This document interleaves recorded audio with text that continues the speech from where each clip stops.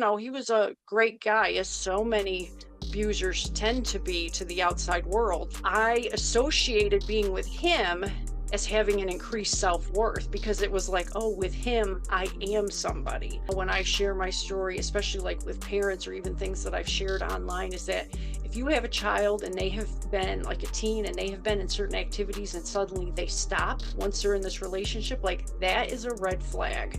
If you stop doing what you have been doing, you're not, in the clubs and activities you were, because it's all that isolation and trying to get you to, have them be the only thing in your world. He would always phrase it with, well, you must not love me as much as I love you because I want to spend all my time with you. And if you want to spend time with your friends, must be you don't love me as much. Um, and that's super manipulative. And I did not realize. And so for me being in, my first relationship was like, well, I do love him. And if I need to show him I love him by not spending time with friends, then that's what I'm going to do. So it would always start with grabbing my hair, yanking me down and like pulling me around, the room. And then the kicks and the hits. And that was the one time, he grabbed me by the neck, held me by the neck, and had me up against the refrigerator, as he was, choking me. And while this was going on, Dora the Explorer's theme song was on the TV. Our 3-year-old had been watching Dora. And so I was laying there on the kitchen floor, crying, unable to move because I thought he had broke my leg. And she comes out and like got right into my face and said, "What's wrong, mommy?" And I just knew in that moment, I have a 3-year-old daughter and I have a 1-year-old daughter. They are not going to grow up to be like me. What's up, beautiful people? It's your favorite light, MB. Welcome to another episode of the Confidence Way podcast, where we are shining light on the darkness that is domestic violence and abuse. Listen, if you ain't been here before, this is what we got. 3 goals: to educate, to empower, and to encourage. We are here to educate anyone who has never experienced abuse and to help you understand what it can look like in different settings. And also those who didn't think they were being abused, who might have been being abused. Ain't that crazy?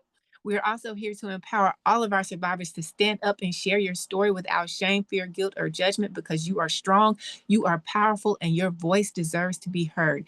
And to all of our friends who are currently suffering in silence, we are here to encourage you. Listen, you are not alone. You are not crazy. Abuse is not normal. Your feelings are valid. And despite how it may look and feel in this very moment, there's always a way out. You just got to seek the right support. Now let's go and hop up in this thing, because it's time to rise above these insecurities, release the burdens of shame and guilt, and revive our God-given power, purpose, and passion the confidence way. So we about to light it up. All right, y'all, you know what it is. Welcome to the show, Miss Erin. Oh my gosh, this is going to be an amazing show. This is going to be an amazing episode. Somebody's going to get some help. I love it. So before we get started, I just want to let y'all know that after Erin experienced everything she went through, she made it a mission of hers to say, I am going to give back in any kind of way or help and support however I can. So where she lives, she currently volunteers at the Victims Assistance Center, and she has her own thing that she's doing in her own lane called Love Doesn't Destroy. And when I saw that, that really, really set in, because we can be manipulated and mentally, that's usually what happens when you're in an abusive situation or relationship, whether it be with a family member or whether it be with a significant other. There's a lot of mental games that are played and you're confused. And that's how people get stuck and people don't understand why would you stay. Is because there's this cycle of loving you and then hurting you, or pretending to love you but really hurting you. And for you to say love doesn't destroy, that is so, that's just so powerful. And that's something that a first grader can understand. And one thing I'm learning is when you want to have good communication skills, make sure that a first grader can understand it. So Yes, how did you come up with Love Doesn't Destroy? Just because when I look back to, at the whole relationship, I just realized how unhealthy it was, how I didn't even realize how unhealthy it was. And that person was attempting to destroy me and just, destroy everything that was me. I mean, I didn't live based on what I wanted to do and what I liked. I mean, I lived out of fear and survival mode. and that the relationship destroyed my mental health. And so I just really thought about how unhealthy love, um really just that person who is in control and has that power, they're just seeking to destroy you, tear you down, make you feel like you are nothing, because that's how they keep you, where they want you, which is under their thumb. But healthy love does not destroy, and so that's, where I came up with that. That's absolutely beautiful and so simple and so impactful and so powerful. And I'm glad you did come up with it. So I want to know how long you were in that relationship and how old were you when it started? So I was 16 when it started. And so I went to a small school. I did not have good self-esteem. I had huge, thick Coke bottle glasses, until I had contacts. And I was not part of the popular crowd. And I think when you're in such a small school, you are really aware of that because it's like, okay, these are the popular kids. These are not. I was in the not. And so, through middle school and the beginning of high school, I had liked boys. They had always rejected me. They liked someone else. So combining that rejection with the low self-esteem I had, it was a bad combination for my junior year. All of a sudden, I got contacts, and in March of that year, like one of the most popular boys in our grade took an interest in me. And he was totally in the popular crowd, well known. I was 16 and he just rode in like Prince Charming. And suddenly, so many of the girls that used to make fun of me, and especially in middle school, and wanted nothing to do with me, well, now they were suddenly friendly to me. And so I associated being with him as having an increased self worth because it was like, oh, with him, I am somebody. Um, and so I was 16, and it started obviously very subtly, with the manipulation, but it was after that love bombing, which of course, this was in the 90s, I'll tell you. So, love bombing was not a word, it definitely wasn't in my vocabulary. And he swept me off my feet, and I fell head over heels in love with him. And then it slowly progressed into the controlling, like, well, you don't need to hang out with your friends. Um, and he would always phrase it with, well, you must not love me as much as I love you because I want to spend all my time with you. And if you want to spend time with your friends, must be you don't love me as much. Um, and that's super manipulative. And I did not realize. And so for me being in, my first relationship was like, well, I do love him. And if I need to show him I love him by not spending time with friends, then that's what I'm going to do. And so that isolation, started. But he did not physically abuse me until 2 years into our relationship. So the physical abuse started when I was 18. And then altogether, we ended up being together for 12 years. Whoa! I was not expecting you to say that. Okay. Oh, yeah. Okay. Okay. This is about to be a lot of unpacking. Holy moly. Okay, before we even get into the relationship, because what you're telling me is the typical movies, like this sounds like a movie. You have the unpopular girl, then you have the most popular guy, and you know that it's something that really wouldn't happen in real life, but it's happening in real life. So I need to know, I want to see the dynamics around the beginning of the relationship because you said you had friends, you just felt Mhm. insecure. So do you feel like, did you have a lot of friends? Was it like a good solid three friends that you hung out with?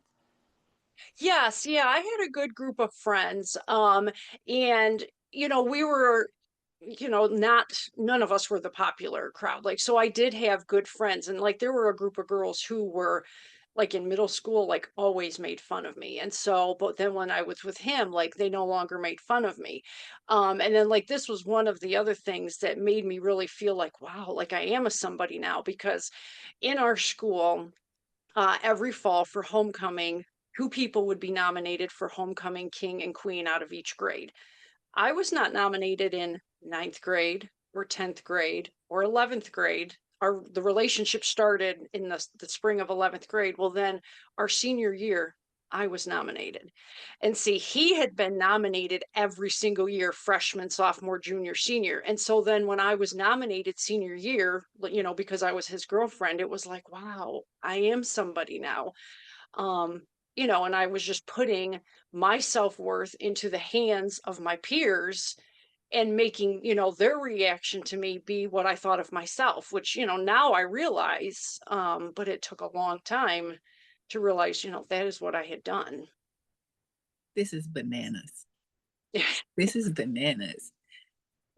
Because I'm enjoying this conversation simply because of the fact that I get to talk to someone who's been in the dynamic of something that because I went to a small school, so I didn't have, and I don't know if you consider me a popular kid or maybe because it was a Christian school, there weren't really it wasn't a lot of bullying going on, and it seemed like almost everybody had a clique to fit in. Like you had the guys who are really, really smart and you call them nerds, they're just really, really smart, but everybody was still nice to them. Nobody was like making fun of them. Then you had the athletes, and then everything was mixed. Like athletes were playing in the band, and it just wasn't the big public school where you have the popular side and then you have the not popular side, and people are like blatantly showing that they're bullying other kids. So I'm enjoying this conversation simply because I get to see it, because you went to a small school and Hmm. I get to see it or hear it or like a true experience, because the only thing I know about it is what I've seen on TV. And we're gonna get into the story, guys, but I gotta get this meat. I gotta get this set up. So you got a good group of friends. And did you ever feel when you and homeboy started dating, did you ever feel that the girls who were making fun of you, did you ever feel like this was a setup, like he was just doing it as a prank in the beginning? Or were you just automatically like, oh, wait, you're interested in me? Heck yeah, let's go. Like, how did that? Yeah. Yeah, it was more of like a pinch me, like, oh my word, and I think sometimes too, like, I grew up watching Disney movies where, the prince comes in and, sweeps the princess off her feet. And that's what I felt like I was in. That it was, yeah, like I never doubted it. I just like took his interest and ran with it. Like, wow, he likes me. I'm all in. And, that's just because I had no good self-esteem, of standing on my own. I based my self-worth on what other people thought about me. So in the beginning of him letting you know that he's interested in you, and you like, oh yeah, now I know you're telling your friends, did they have any reservations or hesitations about it, or did they express anything like they thought it could potentially be off, or were they all on board and like, yeah, you go girl, let's get this thing? No, yeah, they were on board. The one thing I do remember kind of feeling guilty about was that, like, I always sat with my friends at lunch. Like, we had a specific table. And then after him and I started dating, he was like, oh, hey, come and sit with me during lunch. And then I sat with him and his friends instead of sitting with my friend. And I remember feeling, like just a little about that, but I still went, you know what I mean, and sat with him. But no, for the most part, especially in the beginning, my friends were supportive. I mean, he was a great guy, as so many abusers tend to be to the outside world. Like they are wonderful, going to give the shirt off their back, help anybody. And he also has that, persona. So, he was very well liked. So, people were like, wow, a lot of some of my friends were like, you're so lucky. Which is another thing I think that played into me staying how long I did, because the way people viewed him from the outside, it was always like, you guys are such a great couple. Oh, you're so lucky to have him. And that cemented to me thinking like, oh, I need to keep him. I got to stay in this relationship, because of others' perceptions.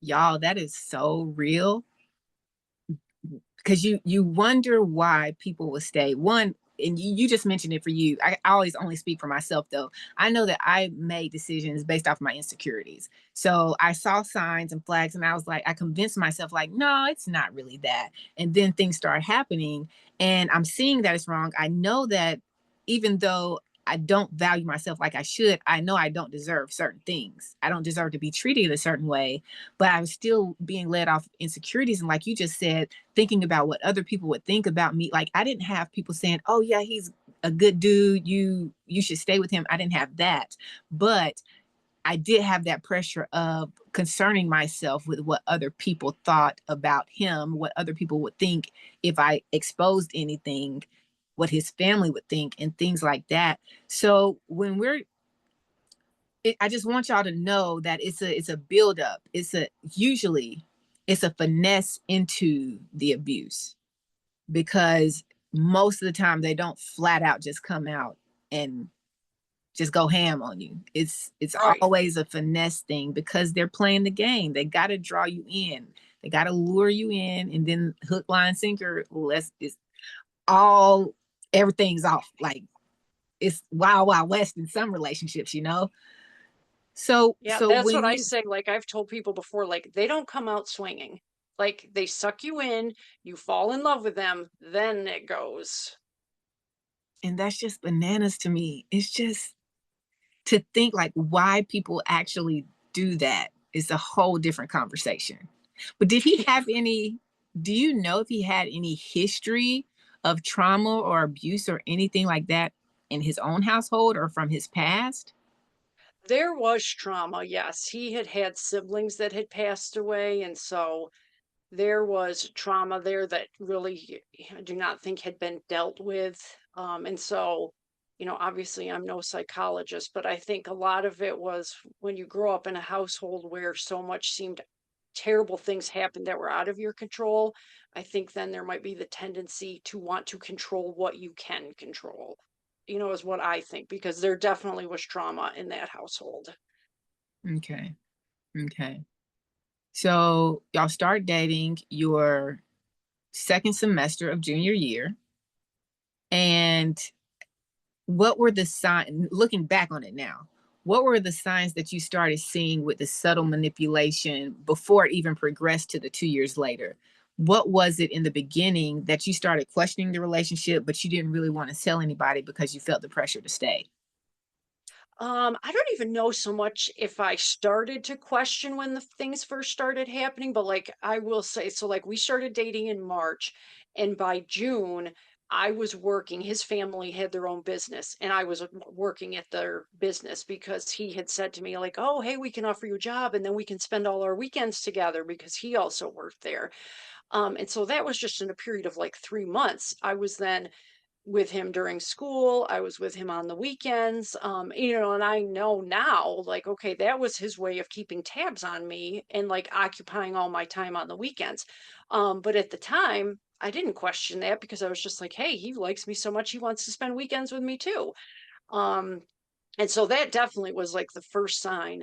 And then, that summer went on, and our senior year started. I ran cross country, and I missed so many of the meets because it was told to me, like, my family needs you.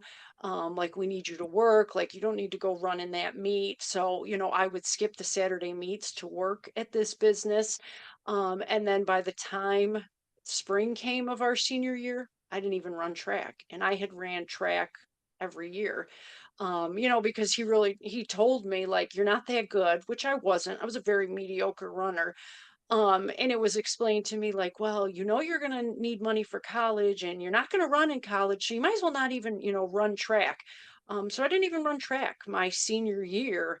And I realized, that now it's like, wow, that was still just to isolate me, to get me out of my activities. Um, and that's one thing, when I share my story, especially like with parents or even things that I've shared online, is that if you have a child and they have been like a teen and they have been in certain activities and suddenly they stop once they're in this relationship, like that is a red flag. If you stop doing what you have been doing, you're not, in the clubs and activities you were, because it's all that isolation and trying to get you to, have them be the only thing in your world. And I'm glad you brought up the parents. Did your parents ever mention anything to you or respond to you when you weren't showing up for the meets and you were choosing to work? And then when you decided to completely not do a sport that you've been doing your entire high school career? No, they didn't. That's I mean, yeah, because I think none of us knew anything about like, signs. And it was, and my parents are both very hardworking people. And I think they saw like, oh, we have a daughter, she's very hardworking. So it was just like, hey, she's working hard, she's, earning money. So there was definitely that, was not a red flag that any of us knew.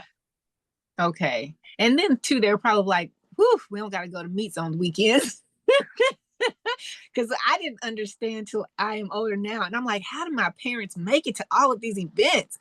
But that's a whole nother thing. So so when you were being summoned basically to go work every weekend, was this him relaying the information to you, or was his parents ever saying, hey, can you pick up this shift for us? No, it mostly came through him of like, and it was a lot of because I definitely am a people pleaser. And it was, well, we really need you. And so he would often relay that message. Like, and so now I wonder, if I had gone, because it was his brother and sister-in-law that really managed this business. And it's like, I don't know if I had gone to them and be like, well, I really can't work, if they would have given me the time off. But I just took what he said at face value and was like, okay, they need me. And I was just, always signed up for shifts. Okay, so I need to understand the dynamic of the business as well, because this isn't like you're going to a supermarket and you're clocking in and clocking out, I'm guessing, but I want to know for sure. So when you're showing up every Saturday, the brother and sister-in-law are just like, "Oh, hey, thanks. I'm glad you came in." Like, what? Nobody Yeah, got. well, it was like a restaurant, and so there would always be weddings and things, and so there would be lots of us that would be, yeah, put on the schedule. And yeah. Okay, so they were really just like, "Thank God, all hands on deck," even though you Right, weren't on shift. right. Did they have it set up where they made like weekly shifts saying who's going to show up every day? Yeah, like I mean, it was very informal. Like you would just kind of know. I mean, nothing like, was things were just written on paper. It's like I said, this was the '90s, so this was a while ago. Well, I mean, I just had to ask. I had to see because I mean, it's from the outside looking in, it's really strange for like the kid to tell you, "Hey, we need you at work today," and then you're showing up, and then the people who are actually over the kid that's telling you you need to be there are just like, "Oh, hey."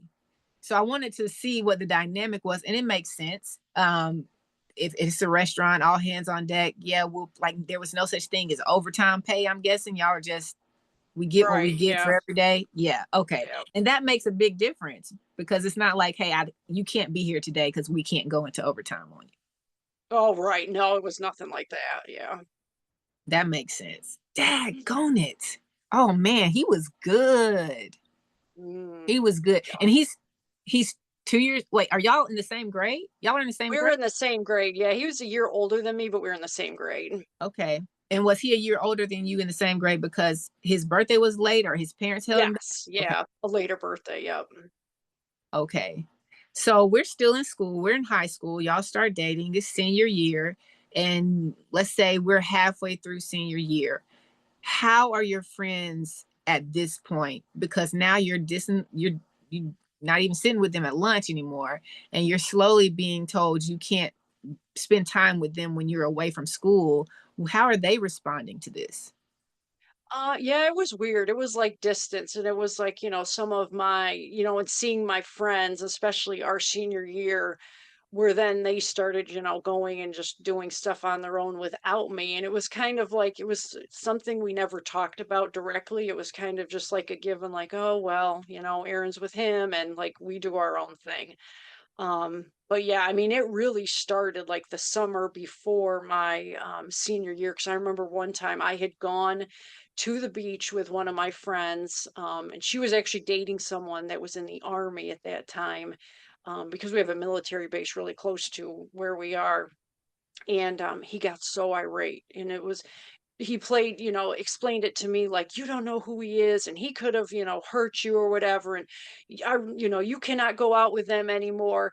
And so I was afraid because I was like, okay, like he's going to break up with me. He's really mad about this. So then I, had just told that friend, like, sorry, I can't go with you anymore. But yeah, like the way he played it all of like, we don't, know him and he could hurt you. And I'm just trying to look out for you. And now, like, when I look back and think about that stuff, I'm like, oh my word, what I didn't know and realize. Because everything he did with control was always under, I love you so much. I just care about you so much. I would hate if something happened to you. And so that's how all those things were worded to me. But it was all just control. So we're going to pause right there because that is very important to highlight. They do a really good job of making it seem like it's for your own protection. And Yes. when you're not understanding what the signs are, the flags are, and that like you wanting to spend all this time with me is not that healthy, especially at a young age. Most girls aren't mature enough emotionally to set boundaries. They're like, oh my gosh, I think you're cute too, and you want to be with me. And Yes. so when they do that, it's just a mess.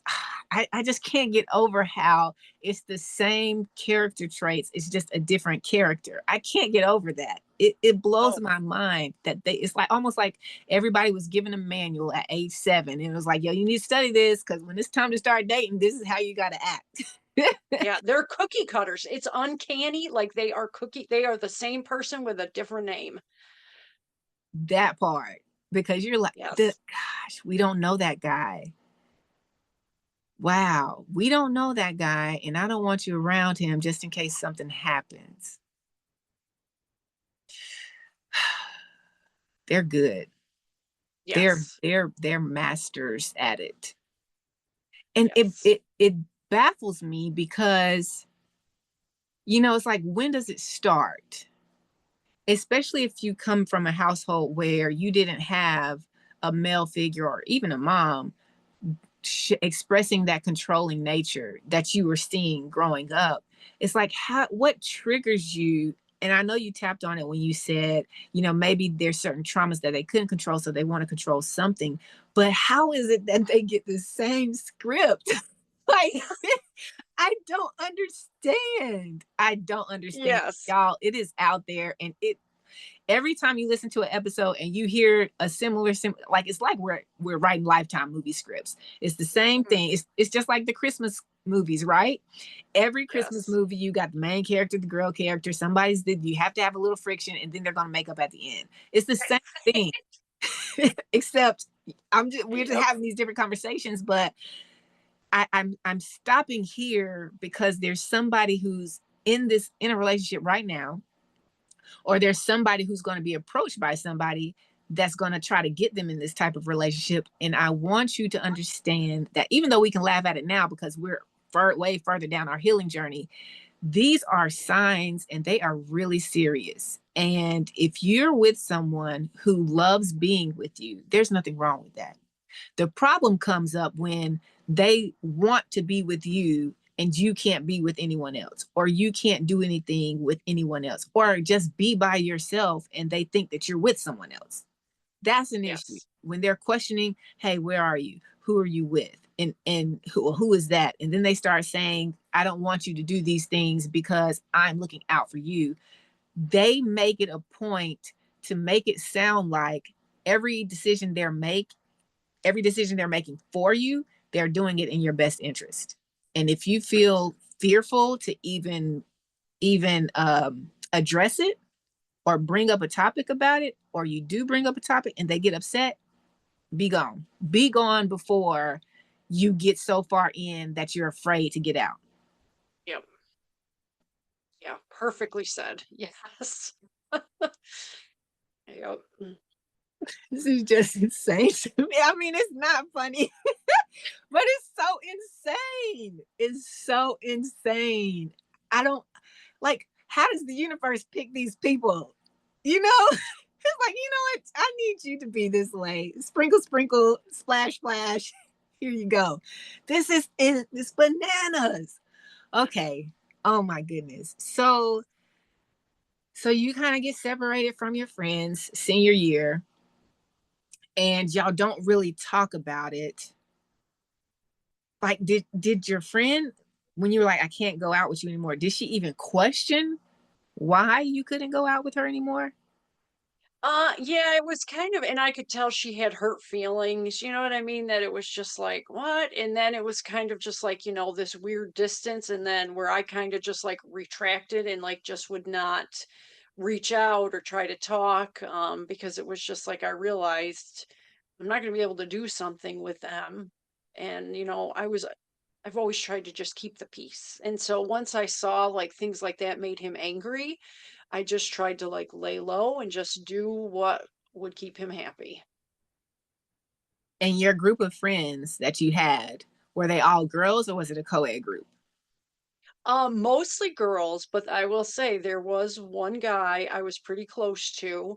And like before, he and I had started dating, this guy friend would come over to my house sometimes and I would go to his house. I mean, and like he was just this goofy guy and we were friends. And I will say, like, this is like when I look back at now and I feel so guilty of just what I didn't realize and what I didn't do. And so, it had been a couple of months when, he and I had started dating, and this guy friend, um, continued to talk to me. Well, homeboy at the time did not like that. And I remember we were driving down a street, and the guy friend had talked to me that day in school, and he pulled over and got out and started yelling at his face right in the sidewalk, of saying like, don't you ever talk to her, like she's mine, like I don't know what you think you're doing. And yeah, made this whole big scene. That was our senior year. And so yeah, then I did not have that guy friend anymore. And let's be honest, homeboy had to know that y'all were friends before you and Right. he started dating, because these, I'm imagining, are a group of core friends that you had probably since junior high, maybe even elementary school, but at Yeah. least since junior high. So he saw who you hung out with. Right. Yeah, and like this person, I mean, yeah, there was absolutely no, like romantic interest with this person. I mean, he was a legitimate just guy friend. Like he was just goofy. We had fun together, but it was all like, and that's when I quickly learned like it's not good to talk to other guys. And like that carried right on, through to college because I couldn't even, there were other people that went to the same college him and I did from our school because it was a college pretty close. And it was like, don't talk to them, don't make eye contact with guys, don't smile at any guy because suddenly, are you going to sleep with him? Are you cheating on me? Like all those accusations, which is also very common that abusers do. Okay. Okay. So we graduate, Hmm. and it wasn't until summertime, the summer after you graduated, that the emotional and mental abuse started turning physical. Is that what you said? The physical started in the spring, the second semester of our freshman year of college. Okay. Whose idea was it to go to the same school? His, as you, I'm sure, can guess that. You know, I gotta ask, Erin. You know, I have to ask. I just needed it to be said. Yeah, of course it was his. And yeah, it was totally played out to me like a gift on a platter because I mean, by our senior year, which you can go back and see in our yearbooks, like we say we're going to marry each other, we're going to live in a cabin, we're going to have 4 kids.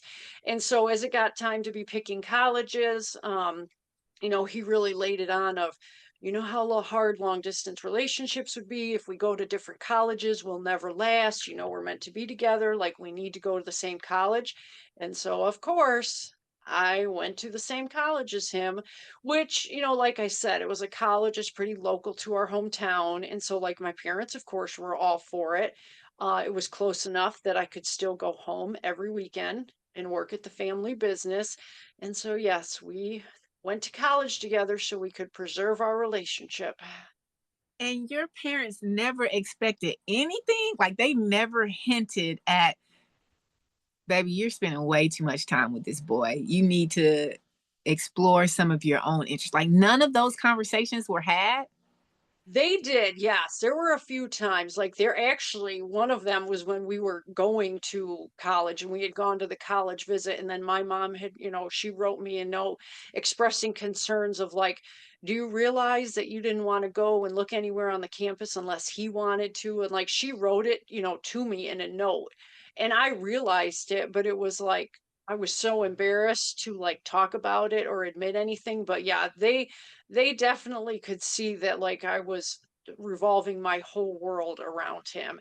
And then there were times later, I don't even remember exactly what year it was, but there was a time when I had bruises on my arm, and my, mom had asked about that, and I just like blew it off of like, "Oh, I just hit myself on something," or, whatever. But there were a couple little things, but I mean, I hid it so well. Like, really, absolutely no one had any idea the extent of what it was, until I finally disclosed. Because, I mean, when you are trying to hide it, you can do a great job of hiding it. That's true. That's true. So before we move on, what would you say? Because to anyone who's ever been in an abusive relationship or anyone who has ever had indirect exposure to an abusive relationship, i.e., friends, being a friend or family member of the person being abused, we're lying to you. You can ask us anything, and it's always going to be a lie, whether it's to keep the peace, whether it's because you're so shamed and you just embarrassed about everything and you don't, or whether it's to feel like you're protecting the person that's asking the questions because you don't know how far off the handle homeboy or homegirl is going to go. How do you have that conversation as a parent, as a friend, when you're seeing my daughter, my friend, my niece is spending too much time and starting to cut off everybody else only to revolve themselves around this other person? How do you have a conversation with that person to express that you're noticing some things that look a little unhealthy and you're concerned about them, but you do it in a way that doesn't make them respond or feel ashamed or be harsh and abrasive, but a little more welcome to hearing what the person has to say for their safety? Well, that's what I think, and I don't know if I tend to go towards this because I'm a very visual learner, but I feel like I've seen so many things now where it's like, it has a chart and it has the continuum of like, this is a healthy, like, a certain behavior in a relationship. This is healthy. This is a little like iffy, and like this is unhealthy. This is a red flag. And like, I would, if I saw that in a friend, or even a relative, which like with my own children now, I'm constantly talking about healthy relationships, because I think even that can start with your young kids as far as friendships, because there can be healthy friendships, there can be unhealthy friendships. Um, but I don't know, for me, for visual, and almost like just want to like leave, because I tell you, one of the most empowering things to me was when somebody gave me my first power and control wheel, because there's something about seeing a behavior written down in black and white that takes you out of it emotionally. Like when you can just read and be like, "Oh, they try to control what you do, or they don't let you go, places without them." I don't know. For me, there was just something about seeing it in words and realizing that's not right, and like this is what I'm experiencing, and this is telling me it's not right. And that's why I do post a lot of things, like, with specific behaviors, like if they are not supportive of your activities, that's unhealthy. A healthy partner is going to cheer you on. An unhealthy partner is going to shame you, and they want to keep you small. And so I don't know, I just think like showing and sharing those visuals, whether it's the power control wheel or, the relationship continuums, can just kind of really help somebody to see it in black and white without, their own biases or thinking, well, that's not me. And, just thinking like, hey, maybe there is something here that, I'm resonating with, that maybe this is not as healthy as I think it is. And I imagine that that helps them feel a little less attacked too, because it's like, I'm not pointing the finger at you. I just want you to look at this. And that gives them the control. Because you guys, you have to keep in mind that they're already losing control of their own self and their own actions and their own decisions. And then for someone who loves, like someone who actually really loves them, to come in and say, that's not what love is. this shouldn't be happening to you. You need, and then you're starting to dictate what they need to do. Now they're in this tornado of, I'm with someone who says that they love me and they're telling me what to do. I'm with the people who loved me before I met this person. Now they're telling me what to do. I don't get to make my own choice. And sometimes because the person being abused is so emotionally like connected, it's just like this starts happening, and the person being abused and the homeboy or homegirl, like there's stuff that's intertwined there emotionally, mentally, physically in a lot of cases, that you can't just walk away without some kind of damage being done to the person being abused. At least it feels that way, you know? Oh And yeah, that so trauma bond is strong. it's really strong. It's really, Yes. really strong.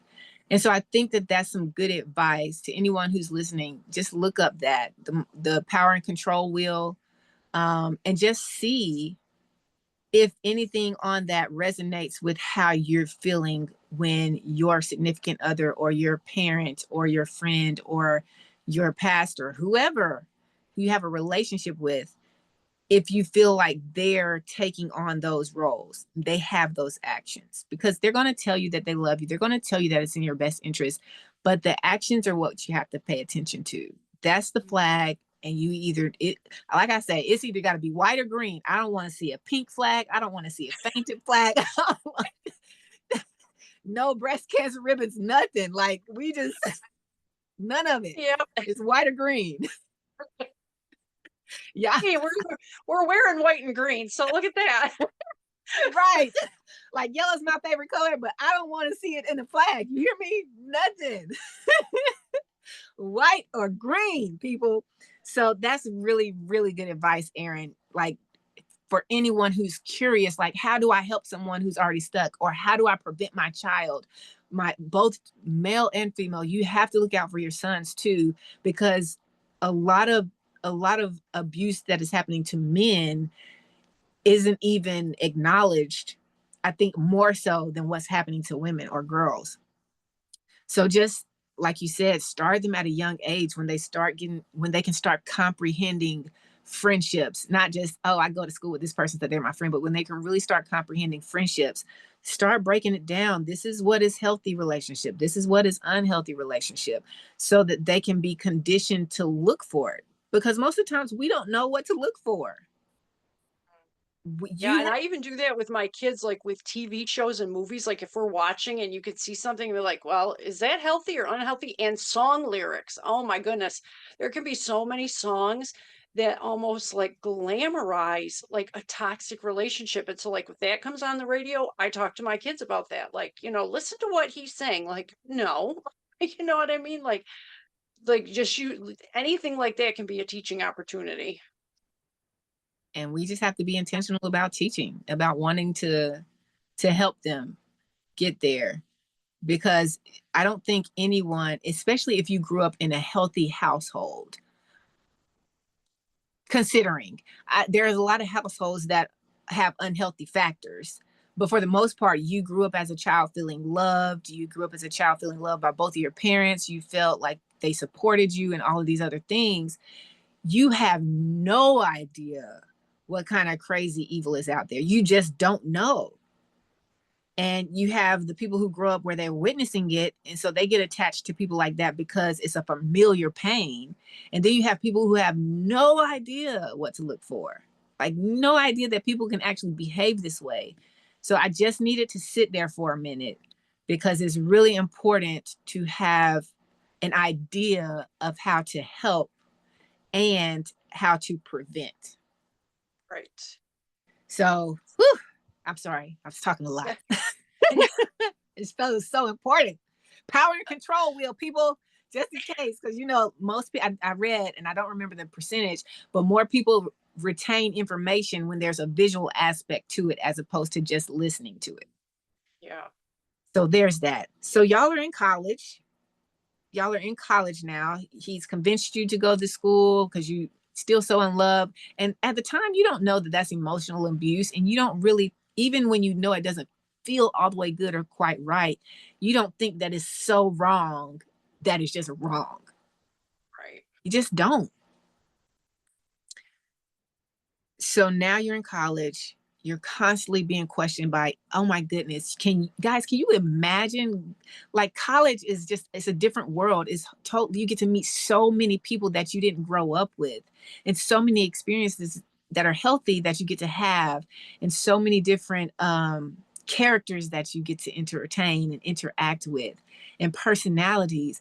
But to have to make yourself small and force yourself to try to be invisible for the sake of not getting into an argument with someone who says that they love you. Can you imagine having to do, like, be on guard, and you're going to class? Like, did y'all have the same major? Were y'all in classes together, or was it like, I'm waiting out of class, I know your schedule, I'm coming when you're finished? Like, how did that work? Yeah, no, we did not have the same majors. And that was kind of a sticking point because, and I will say, I love reading and writing. I've always been a good student and I was doing really well.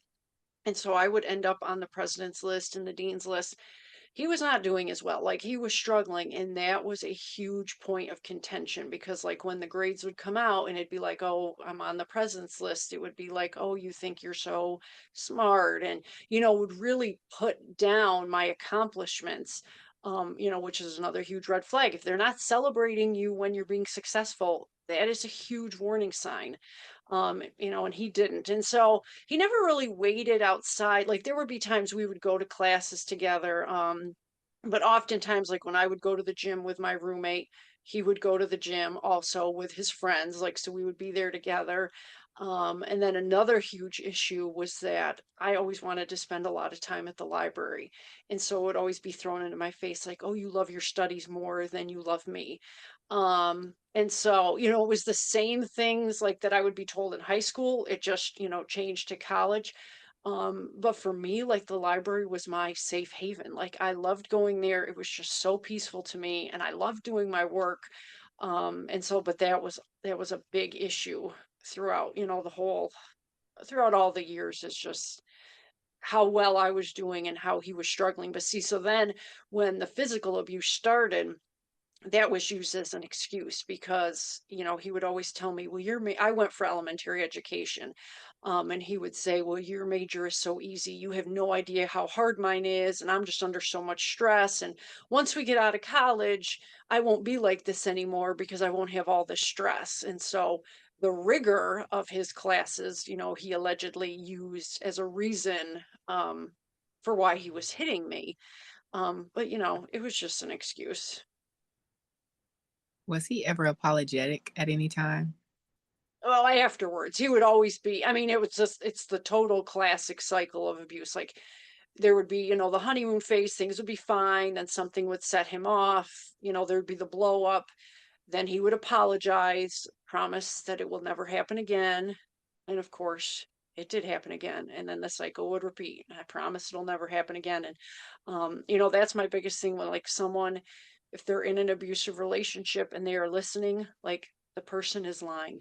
It will happen again. They just tell you that so you stay another day, and the longer you stay, the harder it's going to be to get out.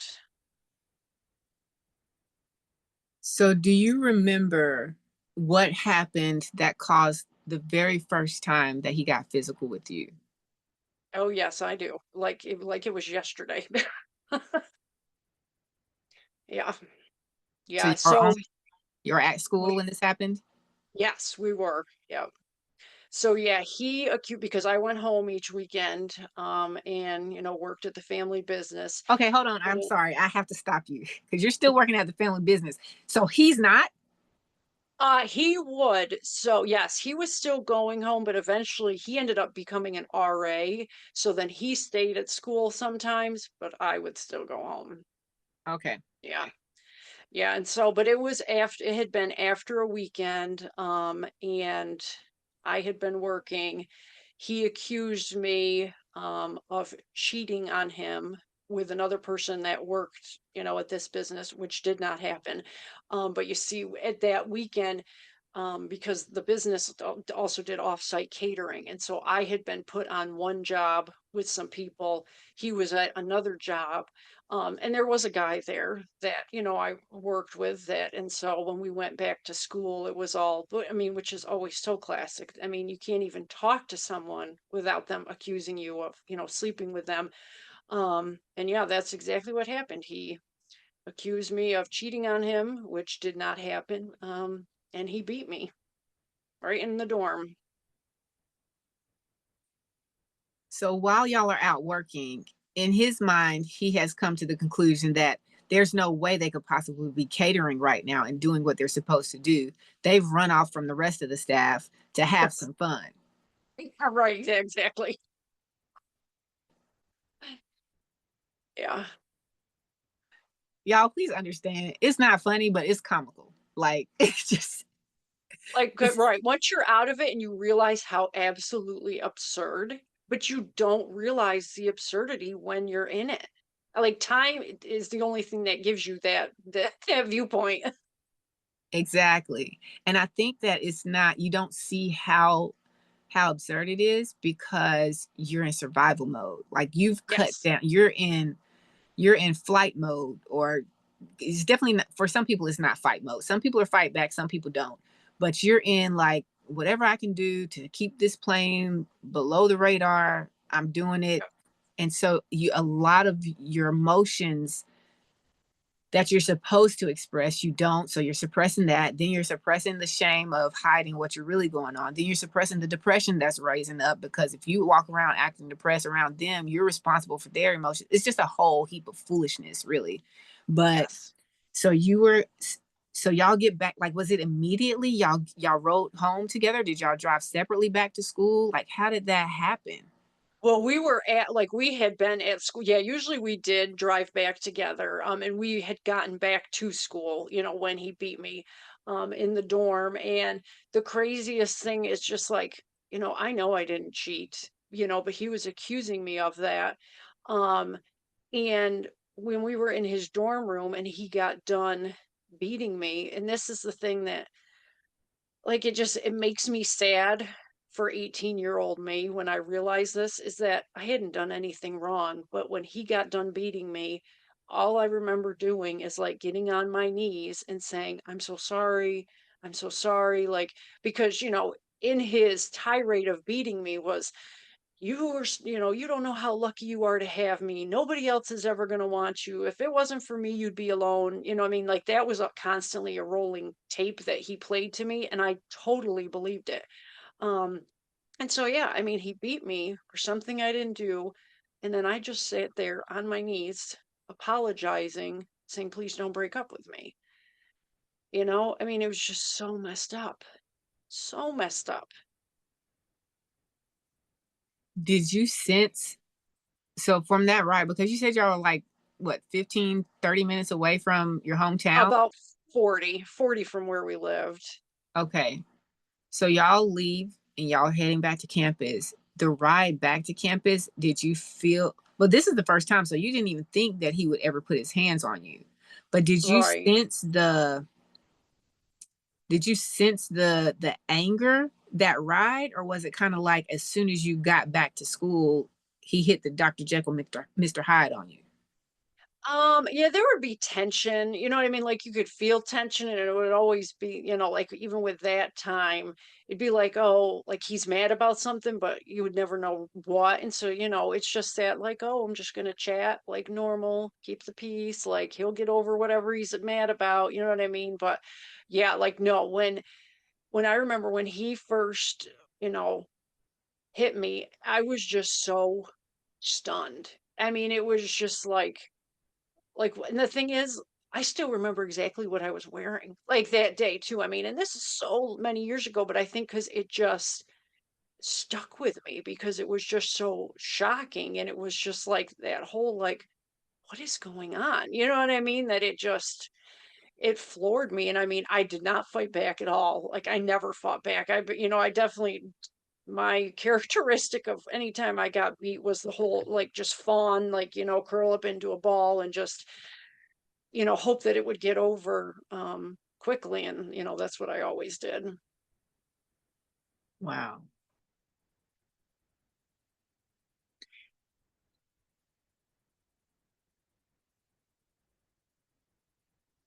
And you're 18 at the time. Yeah. Was he Yeah. yelling? Because I mean, we're in dorms, and dorms are like real cheap apartments. You can hear what's going on in the next dorm room. Was he Mhm. yelling during all of this? Like, did anybody ever come knock on the door? What? It's so many questions. Oh, I know. Yeah, and I think about that now too, and I'm like, how did he have like the nerve to do that?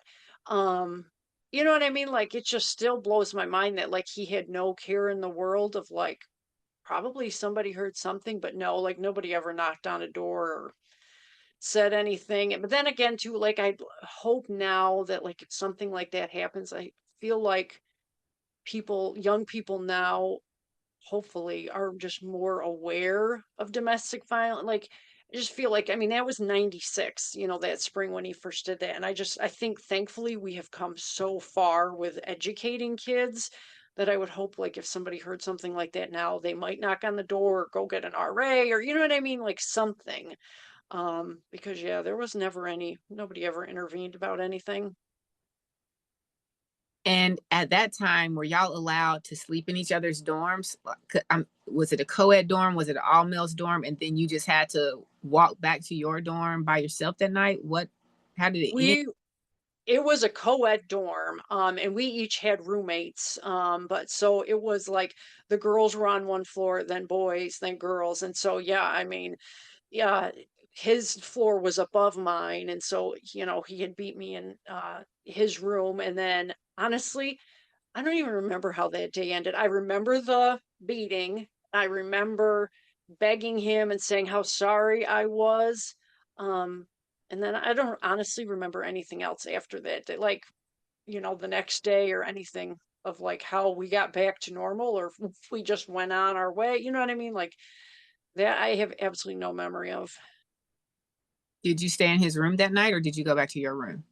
No, I went back to my room. Yeah, because didn't stay in his room with him when he had a roommate and I had a roommate. Like, yeah, we stayed in our own rooms. What did your roommate say? Nothing. Like, yeah, I don't think she was really ever aware of anything. But But were you? she didn't like him. Like, they didn't get along very well. Like, you could tell there was always like an edge of like, you know what I mean? Isn't that always the case when you have somebody that likes you? That person's not going to get along with that person. Yeah. But she didn't suspect anything when you came home, like you came home that night.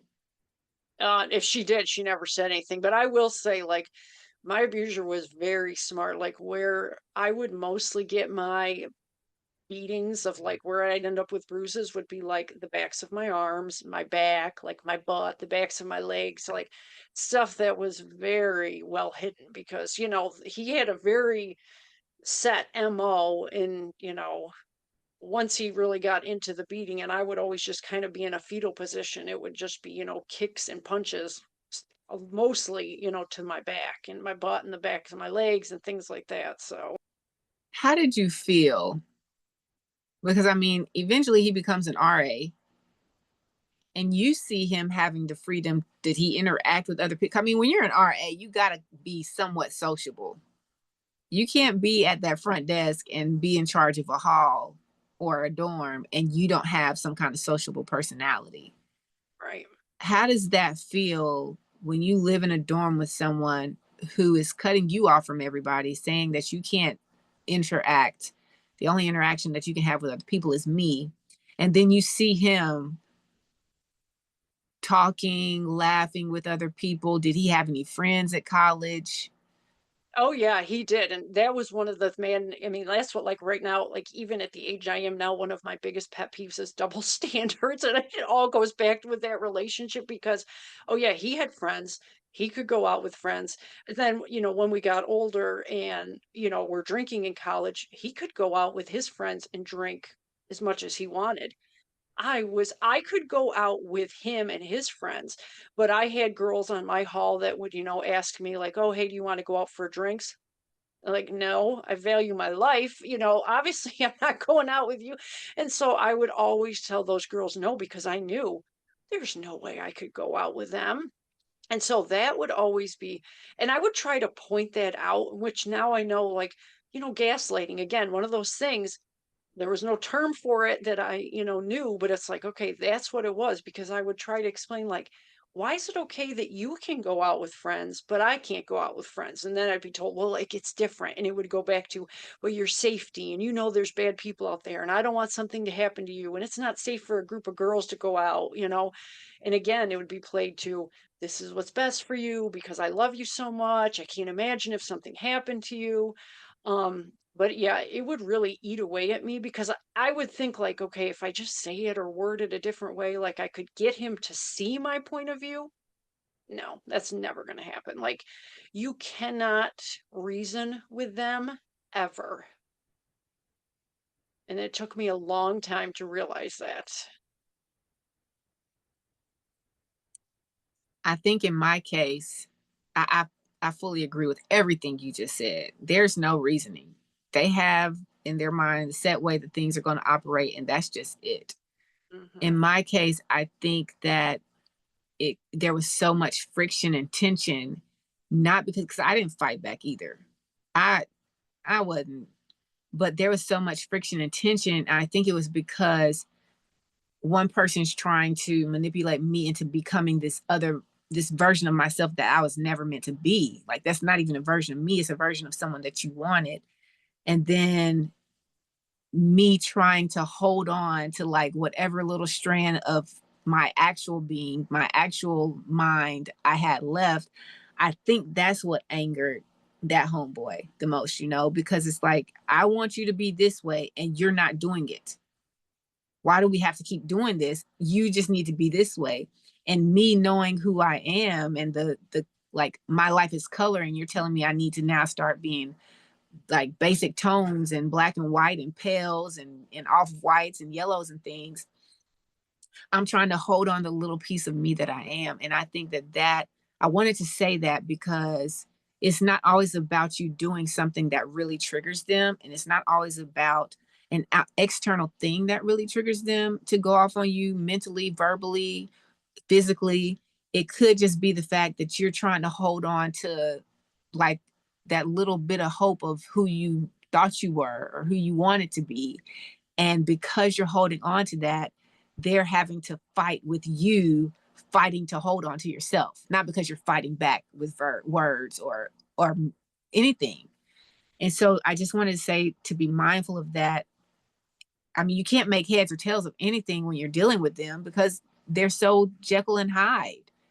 And it's Yeah. like, you want me to be one way, I try to be that way, it's not going to be good enough. So I try to be my way, it's definitely not going to work. And so you're just stuck. But to be on campus and to to be stripped of the opportunity to experience this new world and these other amazing people that come from different lifestyles, that's tough. That's really, and then to see, you have to witness the other person being able to experience everything. Yeah, That's that's one tough. of my biggest regrets with college, is just that, like, I really did not. I got a degree, but I did not have like a college experience. And you were with him all 4 years. Did y'all ever like break up and get back together, or y'all just was with each other? Yeah, we were just with each other. There was like one time where I think we broke up for like a week or something, just absolutely foolish, but no, we were with each other.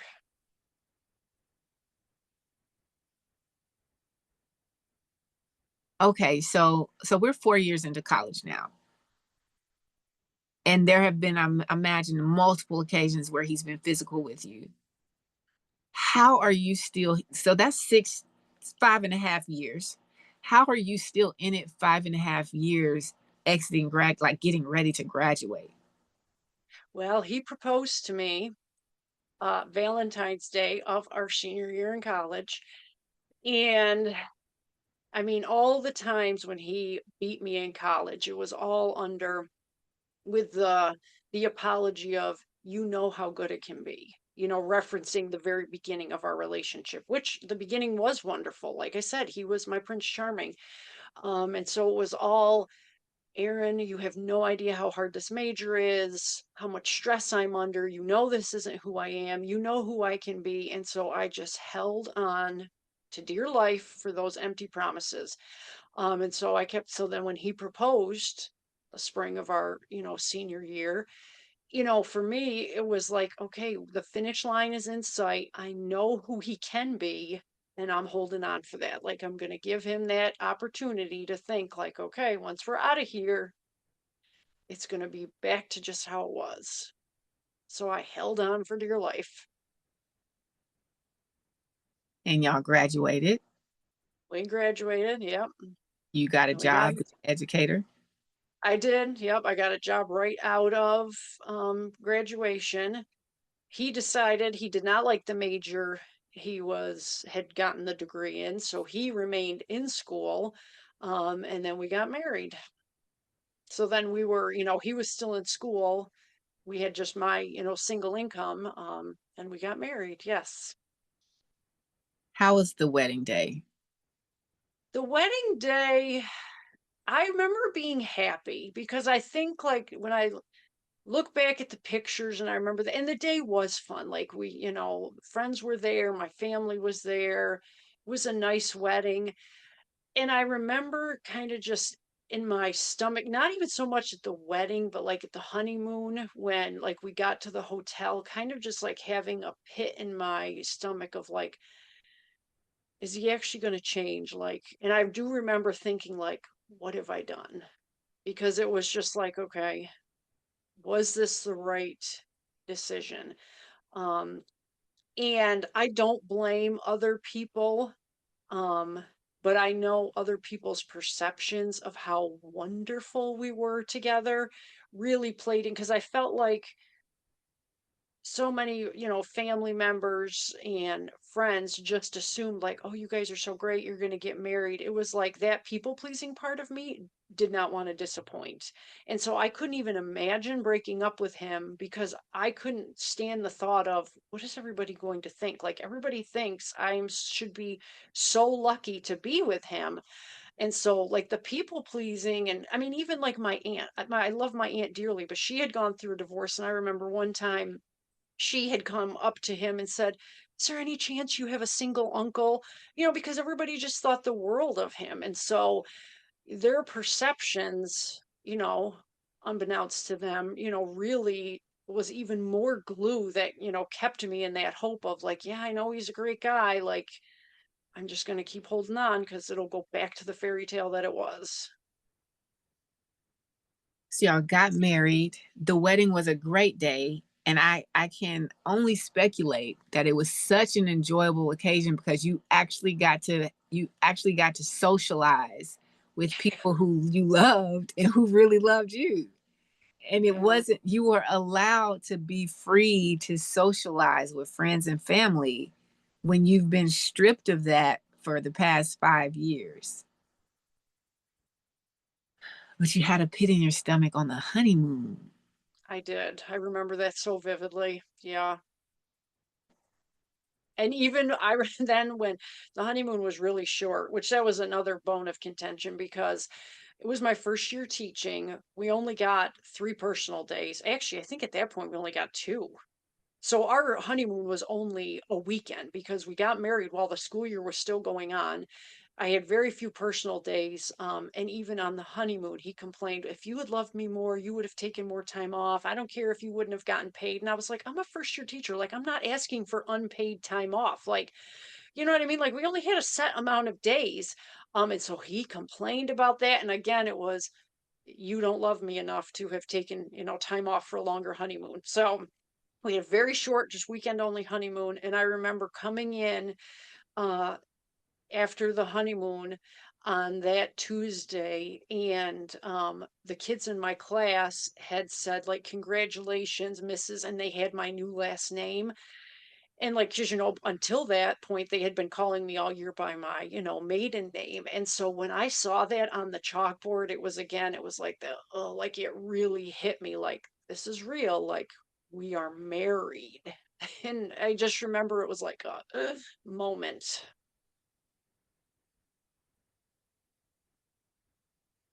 That's so sad.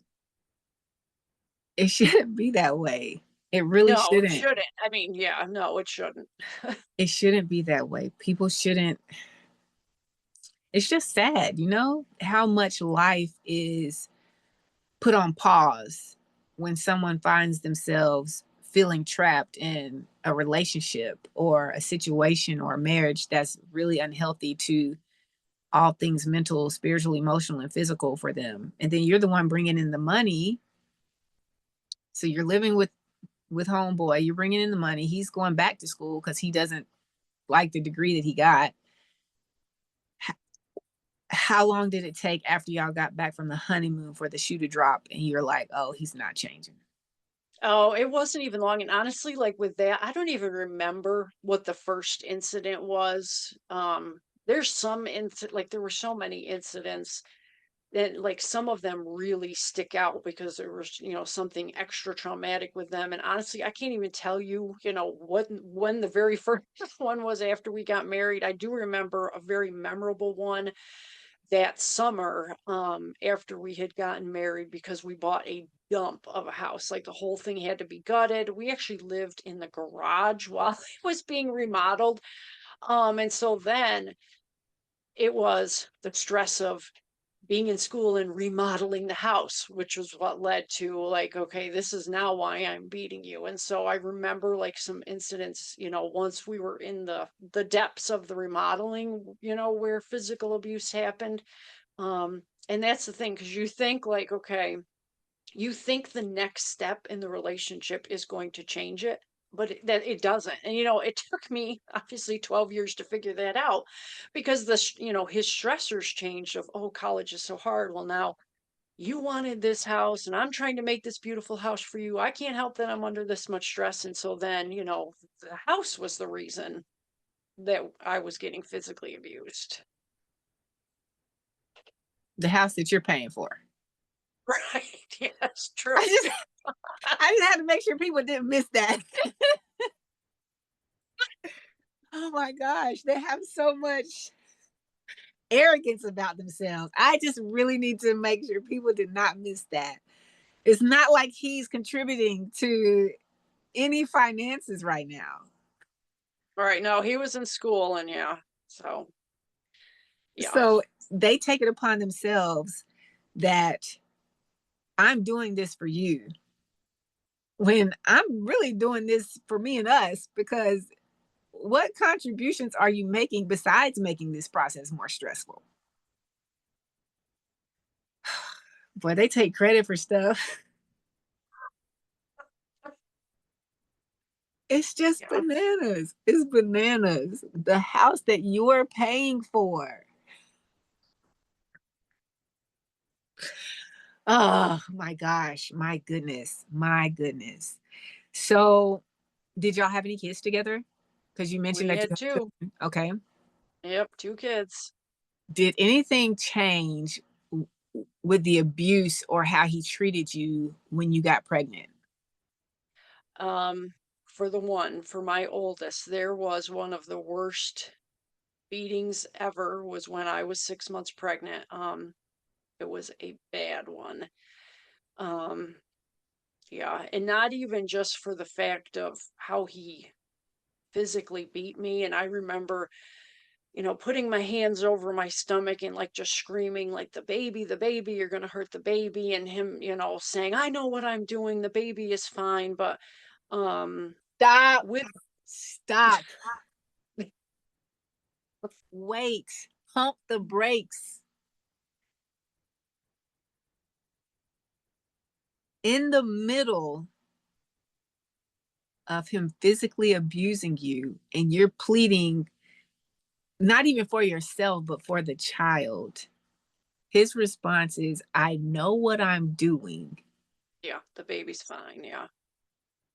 The baby is fine. Yeah.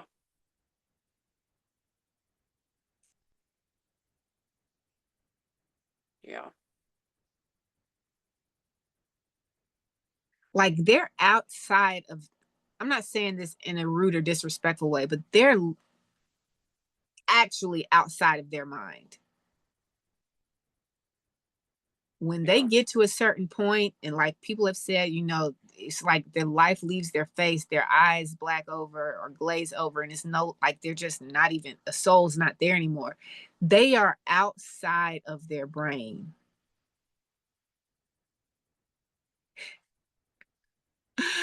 I remember one time, and it wasn't anything abusive. It was just kind of like neglect. I was pregnant. We had just moved in, and I think it was the spring, and we were walking this neighborhood, hilly neighborhood. We don't know anybody there. We don't have any real neighbors. And I had said something like, "You're pregnant, you're tired, you're exhausted." And I had said something. He wanted to show me something like a rock or something. And I just didn't want to see it. I was just thinking about getting home. And he just like he takes off running. And so I'm walking by myself now around this neighborhood back to the house. And I was like, "You just left us. You left me and your child." "I didn't leave my child. I left you." I'm like, "I'm carrying your child. What?" Oh yeah. Yeah. I said, "How is that even?" Okay. Again, you can't reason with them. Like You that's another can't. perfect example. Yes. You can't. So, what made this one so bad? Like, for you to say this was the worst out of everything that you've experienced, because you've experienced like kicking, punch, like, and then meticulously hitting you in places that he knows you can cover up. What made this incident so bad? So once he got done, you know, beating what he usually did, I started to like crawl away on my hands and knees. And he turned me over, like pushed me down on the carpet, and um he ended up spitting on my face and telling me how worthless I was. Like, I mean, spit. He, got on top of me, spit on my face. And the sentence he said was just absolutely vile. And so then I remember, I mean, I was crying.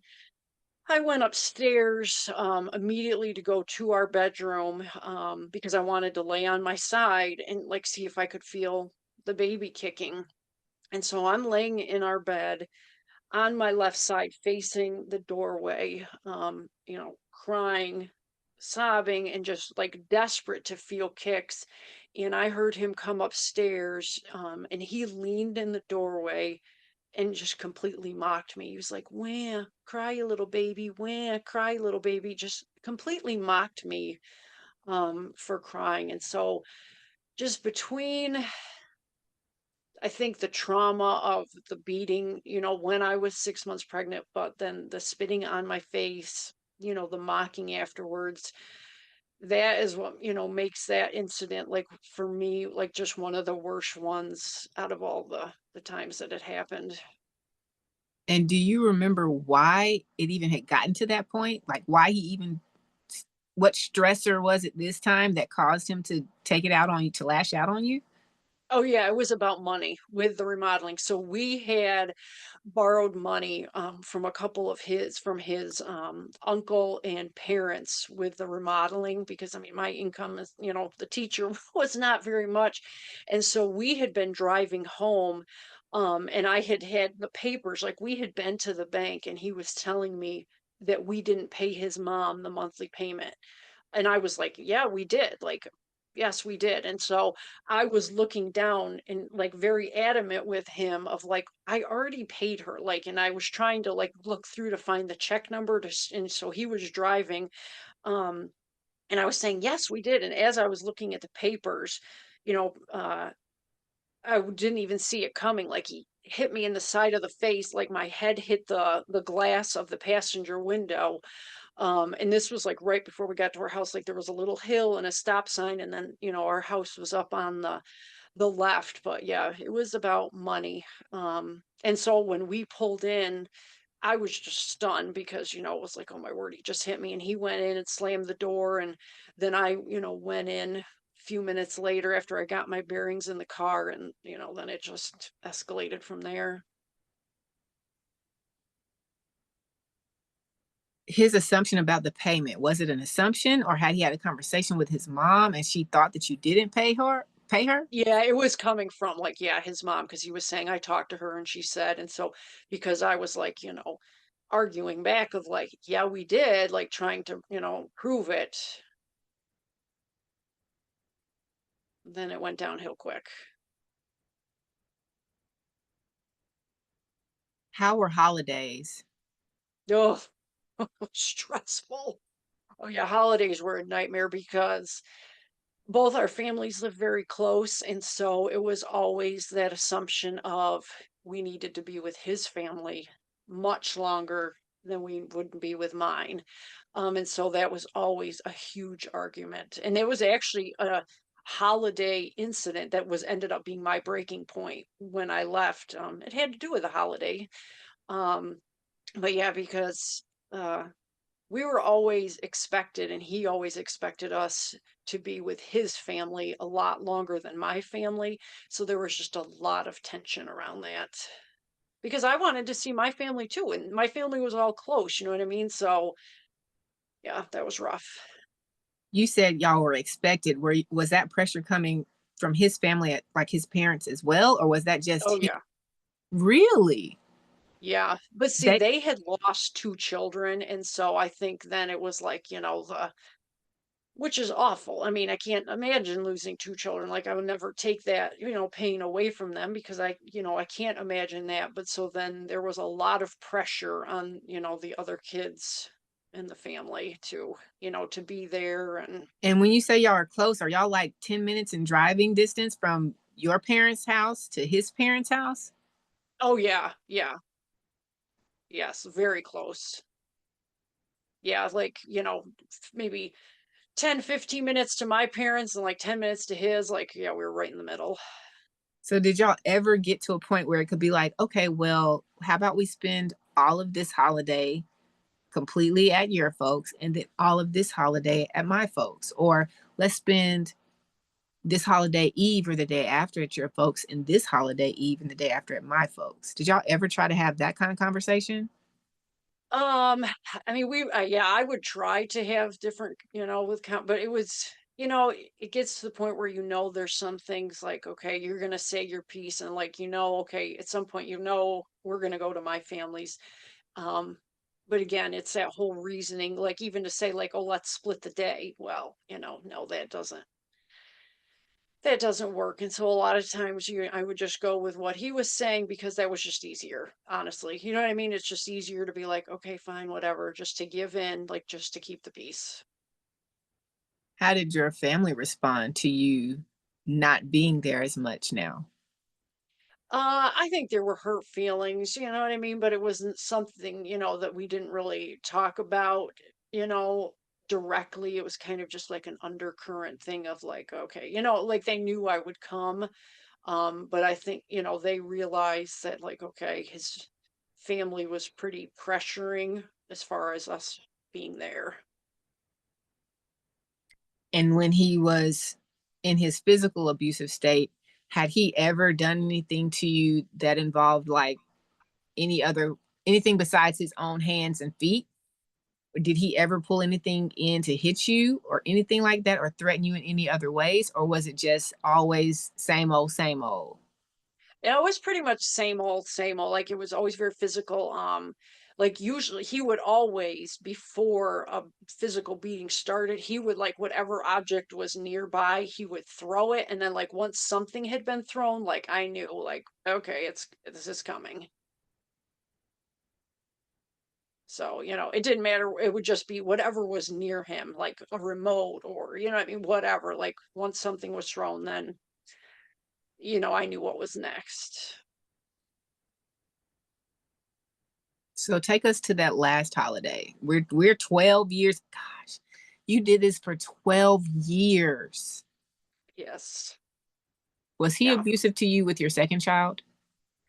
No, that was the one time, that 9 months when I was pregnant with our second child, he never once touched me. Like, the emotional, the mental still happened, um, and obviously, I have no way to prove this, but, like, my theory is our first child was a girl.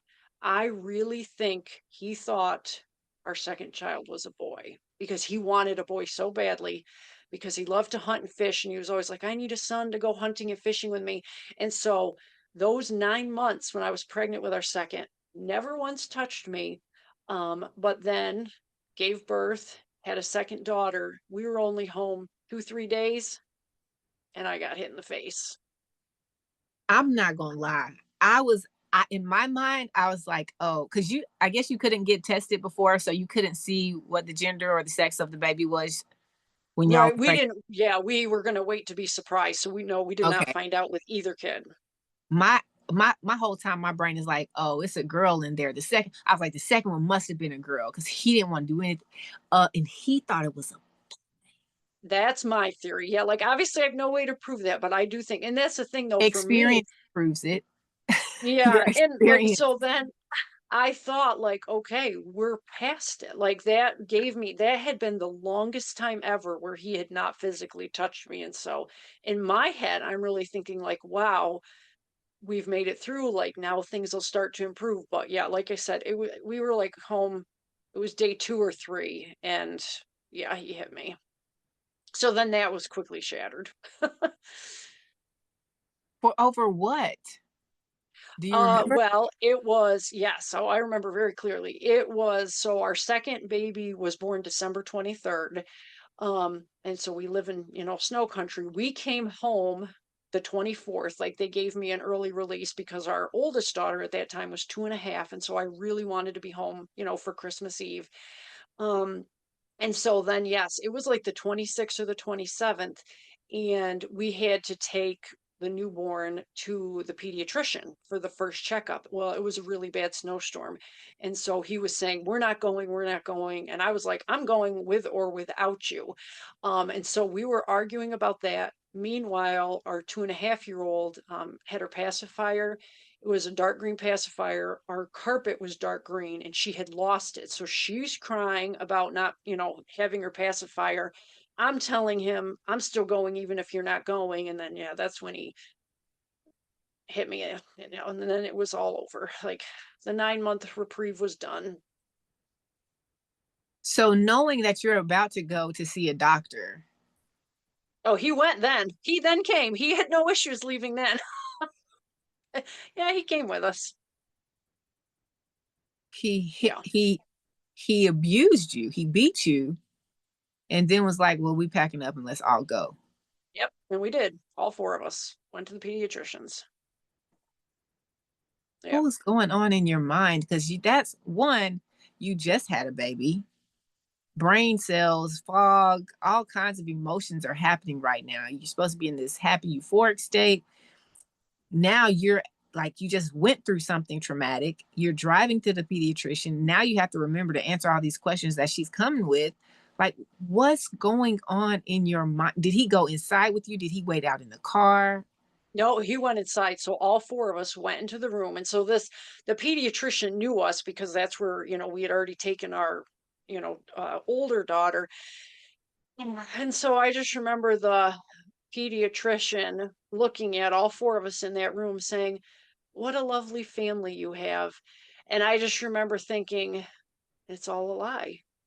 Like, I mean, I just remember those words so clearly because it was just what he said was in such stark contrast to what had just happened, less than an hour ago. And it was just like, it's like just one of those surreal moments where your whole life is a lie. Like that's when I think about the 12 years with him, it was like I feel like lived two lives and it was just a total double life. I had the life that was the real life of what I was experiencing and then the life that people thought we had. And that was one of those moments.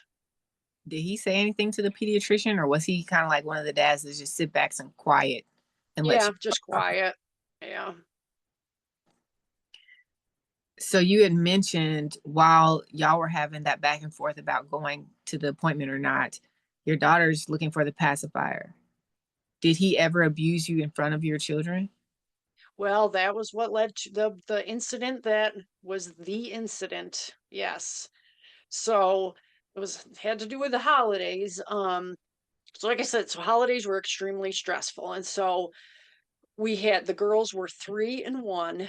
We'd gotten through Thanksgiving, we'd gotten through Christmas. It was time for New Year's Eve.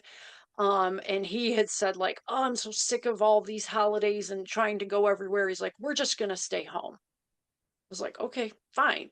And so then, like, a day or two later, my sister had called and said, "Hey, do you guys want to come over for New Year's Eve? Like, we'll have food and play some games." And I had said, "No, we've just decided we're staying home." So she was like, "Okay, no problem." And so then, like, another day goes by. I'm in our kitchen doing dishes. I hear the phone ring. He's behind me and he answers it. And so, like, I can only hear his side of the conversation. He's like, "Yeah, okay. Well, what time? Do you want us to bring anything?" He's like, "Okay, all right." And so he hangs up. And I'm like, "Who is that?" Um, well, it was his brother and sister-in-law calling to invite us over for New Year's Eve.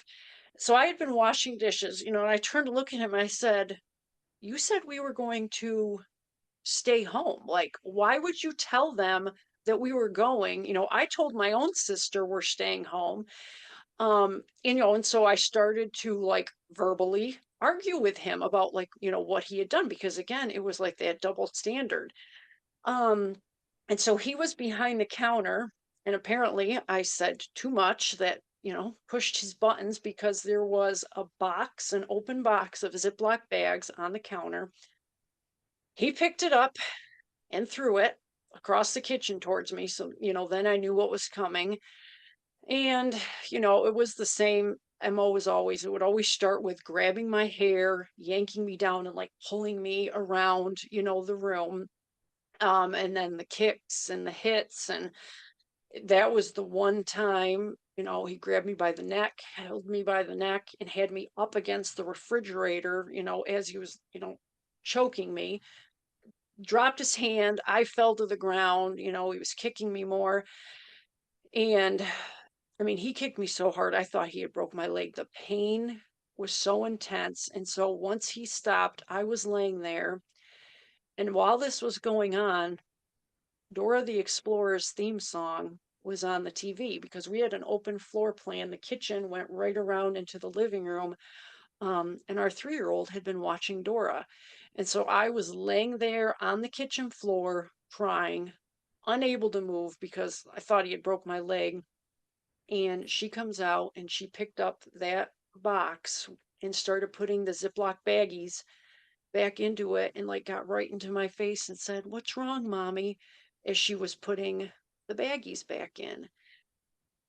And I just knew right then, what I mean? He had never beat me before so badly, like, with a child right there present. And, her little face in mine, and watching her pick up those baggies. And I just knew in that moment, I have a 3-year-old daughter and I have a 1-year-old daughter. They are not going to grow up to be like me. Like, they are not going to think this is okay. And so, I had been with him for 12 years. I put up with the physical abuse for 10 of those years, but it was like my mom instincts at that moment, knowing I have these 2 little girls, and I just knew, like, this is over. Like, I cannot do this anymore because of them. Like, I don't want them to be like me. And it still took a while, because I will say that happened, right before New Year's Eve. And I didn't end up leaving for good till March. It took me 2 times. I left once, ended up coming back. So by the time when I left the second time, it was the end of March. So that the realization came, but it still took about 3 months to get there. Because I left, I don't remember the exact date when I left the first time in March, but I left, went to my parents, told them, had disclosed. I actually started by the first people I disclosed to was my coworkers. And then, because I had a teaching teammate who had been through a divorce and she had young kids. And so I started to test the waters, by talking to her. And so I disclosed to coworker. And so then I had 3 people I worked with that knew, and they encouraged me, like, to, tell my family.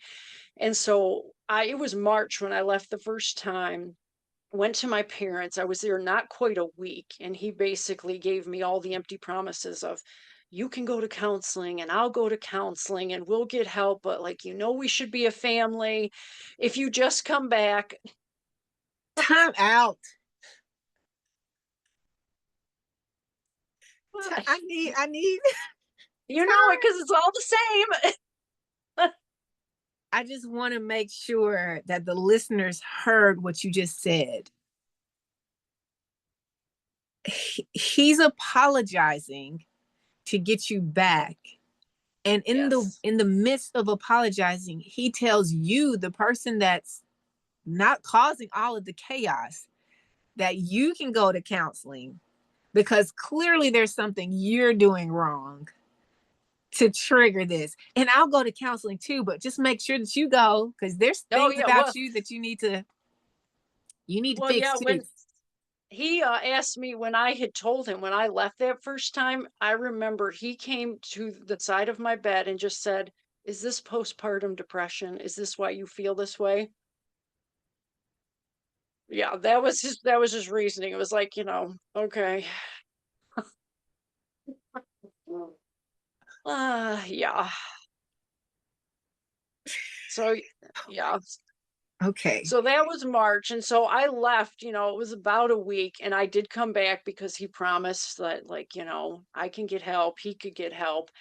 And so I was like, yeah, you're right. I am going to get help. And so I went, my mom watched the girls when I went to school, with teaching. And so I had told him, yeah, after school, I'm going to a domestic violence support group at the Salvation Army in Syracuse. And so I went to work. I had a friend that went with me to the support group. He lost his mind. I mean, he called me like 38 times while I was at that support group. I mean, just completely became unhinged. And so when I went back home that night, I mean, it was awful. And I'm assuming it's because, he knew I was talking about it with people. And so that was a terrible night. And so then that very next morning, that's when I left for good. And he had no idea I was leaving. I got up like it was just any normal day. uh he had come out because I had made him. I had said, if I'm staying here, like, you're sleeping in the other bedroom. And so he did. He had slept downstairs in a bedroom. And so I was getting myself ready, getting the girls ready to go to my mom's, and he was like, can we just chalk that up to a bad night last night? And I was like, yep, yeah, that was just a bad night. um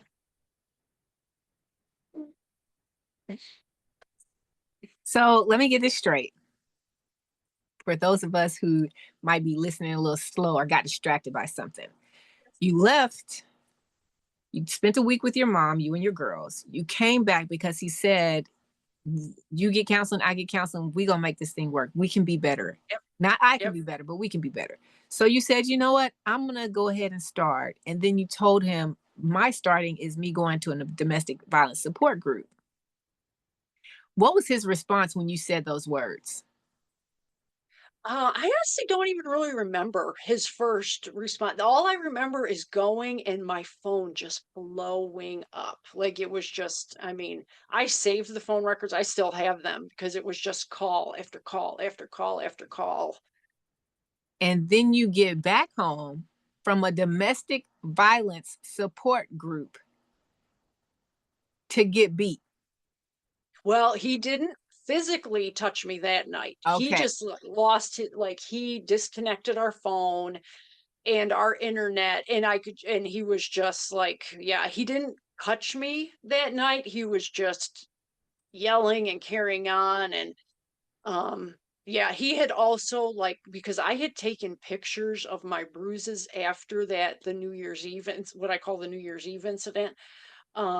And I had hidden my laptop. Well, he had tore the house apart to find my laptop.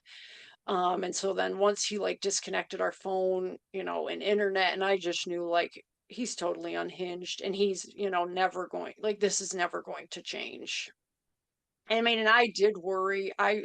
That was the one night where, I mean, he was just so, I don't even know how to describe, like, just out of his mind. That I did worry, like,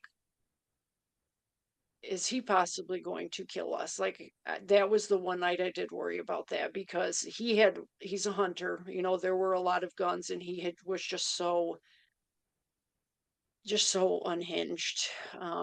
But yeah, he didn't physically touch me that night. It was just all the mouth. And he never pulled a gun on you or anything, correct? No, no, he did Okay. not. No. So he goes off, you wake up, hey babe, let's just pretend like last night was just a bad night. We're gonna get this covered. And you're like, okay, Yep. I'm gonna pretend that. So he goes, is he working at this time? He's out of school by this time, right? Oh yes, yeah, he was working. Yeah, he had a full-time job, and so I just got myself ready. And so I had on the clothes I would wear to school. I had my purse, my school bag. The girls were dressed and had their single diaper bag, and we left. And that is what we left with. And so I went to my parents. I hid my car way at the back of their like property so that like if he drove by, he couldn't see that my car was still there. And then my mom and we ended up with the girls. We went to the family court in our county. A safe advocate helped me, fill out the paperwork. We were there like all day long, but I did get a restraining order. I'd gotten the temporary custody. But in the meantime, he didn't first start calling my phone because he thought I was at work. But then, which obviously this is not this person's fault, but our plan of trying to keep what I was doing hidden fell apart because the secretary at my school knew the situation. She was herself a domestic violence survivor, and so she knew what was going on, but she was out sick that day and there was a substitute. And so he had called the school where I was working looking for me. And the substitute was like, "Oh, sorry, she's not here today." And so that's when then like he started calling my parents' house, he started calling my dad's work, he started calling my phone because then he knew something was up. So did any of y'all ever answer his phone calls? Yeah, we did. And that's one thing because which I like to tell, survivors about and even advocates that work with survivors is that even when you know what you have to do, the guilt that you feel afterwards, because it was like, I got the restraining order, I got the temporary custody, and then all I could think about was should I have given him one more chance? And like, was this the right thing to do? Like that guilt like overtakes you. And that's what I try to like when I talk to advocates, it's like I'm sure from an advocate point of view that can be so frustrating for someone. And I think that's too why some people are like, well, survivors, they want to be with them and then they don't, and then they want to be with them, and they don't, but they have no idea how tight the trauma bond is, what that cycle of abuse is, how you blame yourself, and just how much guilt you feel thinking like, what if I had given them one more chance? Would they have, really stopped? Um, and so the guilt, I was just overcome with guilt, like feeling bad that like I shattered the illusion, that our life was.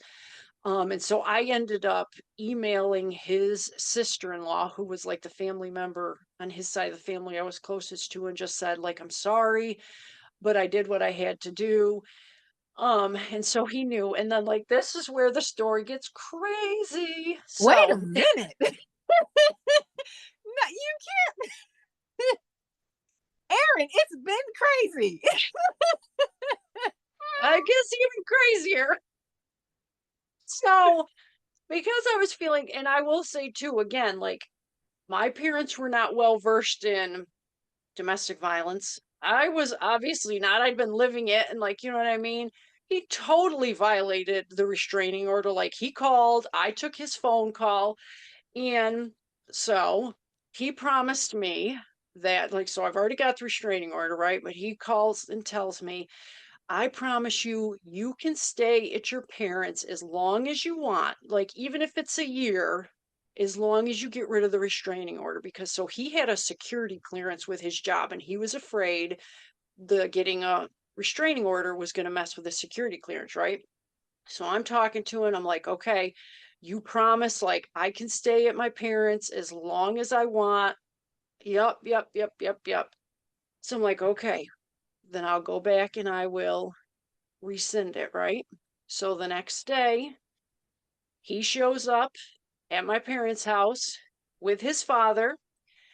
I get in the van with them, drive back to family court to try to rescind what I just got that the day before, right? So I fill out the paperwork and says like that, he promises to leave me alone, promises I can stay at my parents, so I can have as much time as I need. So I put that on my reasoning. So we have to sit there for a little bit. We go into the judge. I'm on the left, he's on the right, and the judge is like, I just saw you yesterday. And I said, Yup. And so then he's like, Why are you here again? And so I explained, I said, Well, he says I can take as much time as I need. That's fine. I just want to stay at my parents' house, so we can get rid of it. And so then the judge asks him some questions, and he's like, Your Honor, I promise I'm not going to touch her again. Like, you have my word. And the judge like looks down at the papers, looks up at him and says, Mr. says his name, I don't believe you. And he's like, This order is denied. And he would not allow me to rescind it. So, and I'm like, I just praise the Lord. Like that judge was like heaven sent because he understood, like he knew the cycle of violence. He knew, what survivors go through, and he refused. And so the restraining order stayed in place, the temporary custody stayed in place, and yep. When y'all are explaining to the judge, did you point out like, hey, I'm only doing this because he says that he has security clearance at his job and this might impact his work, or did y'all omit that in the story? I don't know. I didn't say anything. I just talked about how he says he could give me as much time at my parents as as I wanted. God bless that judge. Oh, my word. Yes, Because that was a whole nother setup. But back up, did you say you got in the car with him and his dad to go to the courthouse? I did. Their van. We rode over. Yep.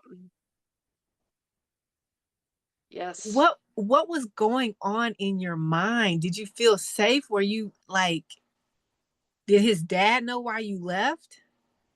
Oh, yeah. His parents had actually, I'll say, if anybody that knew, I mean, his parents knew he had gotten physical with me back when our oldest was 4 months old. Like there, he had beat me right before I was getting right my maternity leave ended and I went back to work. And I remember calling his sister because he had locked me out of the house. He had thrown me off the porch. He had locked me out of the house. There was a cell phone in one of our cars, and I had used that to call his sister. And then next thing I knew, his parents were down there. And all I remember of that conversation is his mother looking at me and saying, If you think you're going to leave him, I'm going to get that baby because there are grandparents' rights. And like basically threatening me that if I were to leave him, like she was going to have my child under grandparents' rights. So, yeah, so they knew what it had been like. Do you suspect that his dad was abusive? I don't know if he ever was physically, but I would say the two parents together, like the verbal and the emotional and the mental, it went both ways with each other. Like it was just, it was not healthy. So you're thrown off your porch, the house that you paid for. I'm not letting that go. Erin, I ain't letting it go, sis. You're thrown off the porch, locked out of the house that you paid for. You call, is this his brother's wife? It was his sister. His sister. Okay. Yeah. You call his sister to let her know I'm out, I can't get in the house. She then calls his parents. Yep. Does she not live close by, or did she think she was No, she lived doing? close by too. She was actually, her and her husband were neighbors with his parents. So yeah, like they were both like 10 minutes away from us. Do you think she was doing that because she thought his parents were like a good source to go to? I don't really know. Yeah, I'm not sure why she did, but She calls his parents show up, and then you are now threatened by his mother. yes. Yep. It was basically like, don't think you're gonna leave him because there'll be heck to pay. No disrespect to her. So she's delusional too. Well, I mean, even when the first big incident when I left that first time in March, and then him and I when I returned, after like that week, and him and I went and talked to her, and I was trying to explain like this is what he does, like this is what he's like, even though, they knew things had gotten physical. I just remember she was rocking back and forth in her rocking chair and just said, "Erin, we could go on round and round all day long. Which came first, the chicken or the egg? The chicken or the egg?" And she was like, "Is he like that, or is he like that because you made him like that?" And like, yeah, that was her reasoning, that he was not like that until he was in a relationship with me. So, I mean, yeah, it was the classic enabling family, which I think is also very common for abusers, is that their family enables them. The audacity. Yeah. Their little prince of a son Yeah. can do no wrong. So why did you get in the car with them? Why didn't you drive yourself to the I courthouse? don't know. Yeah. I don't even remember anything of the thought process with that. I just know like I just remember so much of the guilt of thinking like, should I have given him another chance to prove? Like, which I think is just part of that shame and like Mm. that embarrassment. And like it's also part of, I think, what so many survivors take on, is that like they think, if I had done something differently, I could have gotten them to stop. And it was just like all of that, from 12 years worth, just like crashing my whole system. 12 years is a long time to be dying slowly.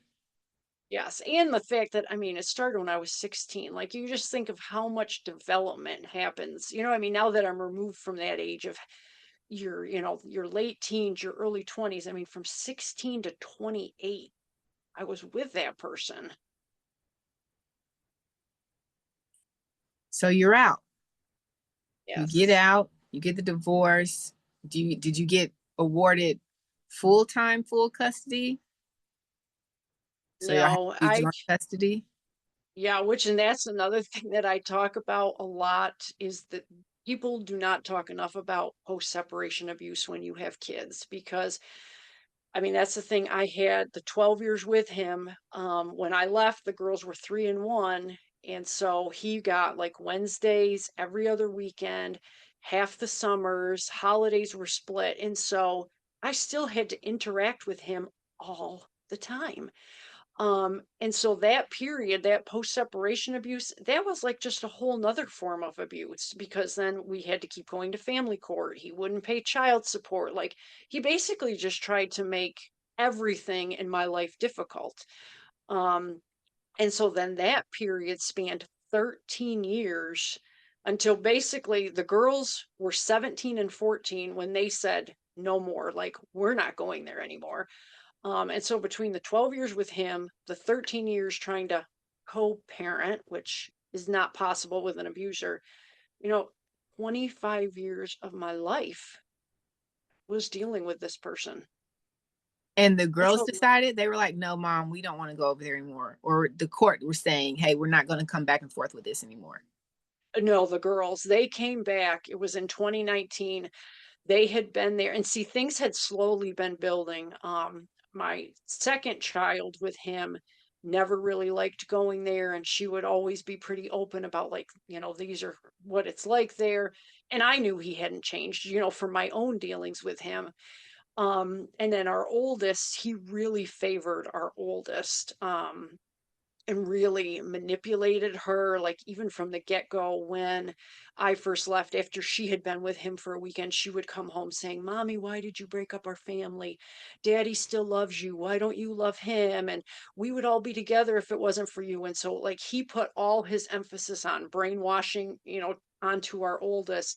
And so it took her longer to, really see the truth. But yeah, they had been there for a week. They came back on a Monday, and they were just like, the dam broke, the disclosures came, and they were just like, we are not going back. Um, yeah. What And then happened? it did.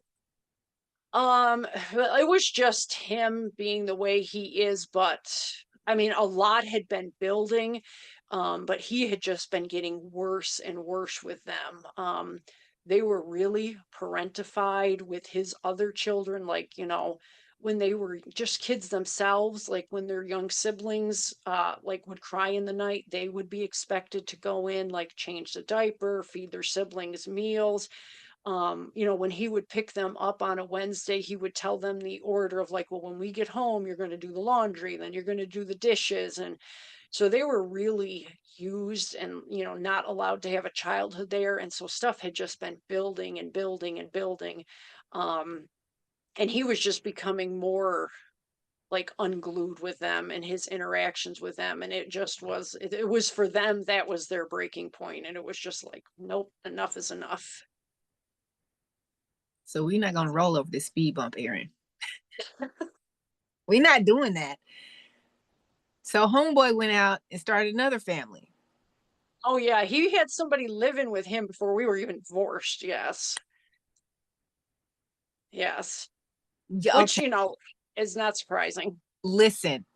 Okay, y'all have to hear this. You have to. Anybody who's in a relationship and you're contemplating whether or not you should leave because you're concerned about how their life is going to be without you, you are the host. They are the parasite. As soon as you're gone, they're on to another host. Yes. It doesn't take them long to get into another relationship. There's really no reason for you to be sitting here feeling boohoo and sad when you look up and homeboy or homegirl is posting pictures of somebody else if they're that bold on social media, or if you find out that they're with somebody else. You were their host. You were their source of life. And because they didn't drain all the life out of you and you left, they had to go find another source. Yep. Oh yeah, and so he got remarried, had two children with that person. When that marriage fell apart, it was less than 3 months. He had a new person moved in and living with him. So yeah, like that pattern has continued. It doesn't change. Nope. They're the same person. No. And that's what I just looked at the difference because, like, for me, I didn't even think about dating for like over a year when I left. I had all I could do to just like figure out who I was, to take care of the girls. Like, that was all my energy. Like, I couldn't even fathom, you know what I mean, trying to date. It was around like 18 months after I had left where I was like, okay, I could start dating now. But I mean, no, not for them. They like just hop right in. They hop right in. And those poor little people don't even see, they don't even know. The person that was being abused is painted as the crazy or painted as the whatever she did, he did wrong. And that person takes no responsibility. Golly. Well, I'm glad the second one got out quick. Oh man. Oh man. Wow. Your poor daughters having to go over there and take care of somebody else's kids. Yes. Yeah. Bless their hearts. Well, I'm glad that they could see now. So now we're out of it. We're out. You start considering dating again. What is that like? Like you're on your healing journey and your self-discovery journey. How is dating post being in that 12-year relationship? What does that look like? How are you responding to flags and signs?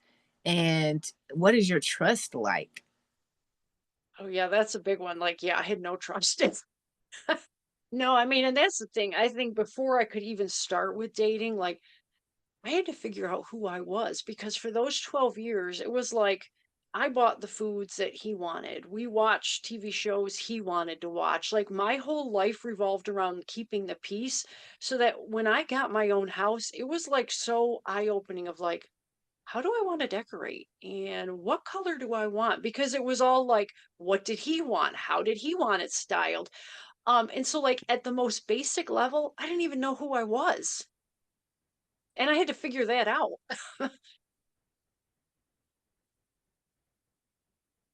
So I I'm took a glad you lot of said. time and I did that, and then, it was exciting to start dating, but it was also scary as heck. But it was, I went on lots of first dates, which, at this point, I'm like 29 years old and I'm doing what people typically do when they're 16, 17, 18, 20.